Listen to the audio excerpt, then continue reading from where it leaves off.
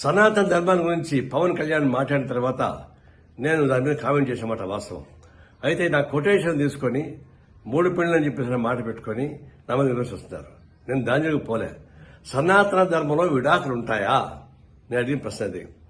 సనాతన ధర్మంలో విడాకులు లేదు. ఎందుకంటే ఒకసారి పెళ్లి చేసుకున్న తర్వాత భర్త ఎంత వేధించినా, ఎంత ఏడిపించినా, వాళ్ళు ఎంత ఏదో పని చేసినా అతనితోనే కాపురం చేయాలి. భర్తని వ్యతిరేకిస్తే ఆయన పాపానికి పోతారు అని, భర్త చనిపోతే చితిమంటల పైన భార్యని కూడా తగలబెడతారు అనేది దాని సారాంశం.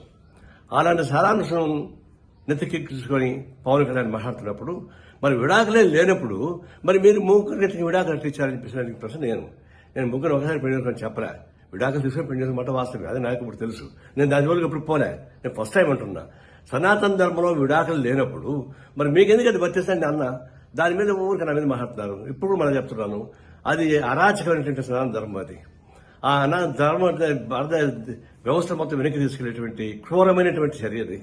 అలాంటి క్రూరమైనటువంటి ఫిలాసఫీని ప్రచారం చేయడం అనేది చాలా ఘోరమేది. ఇప్పుడు చెప్తున్నా, సనాతన ధర్మాన్ని విమర్శించే వాళ్ళని నిన్ను అరెస్ట్ చేయని చెప్పేసి పవన్ కళ్యాణ్ చెప్తున్నాడు. నేను చెప్తున్నా, సనాతన ధర్మాన్ని సమర్థించే వాళ్ళని అరెస్ట్ చేయమని చెప్పేసి చెప్తున్నా. పవన్ కళ్యాణ్ సహాన్ని అరెస్ట్ చేయాల్సిందే.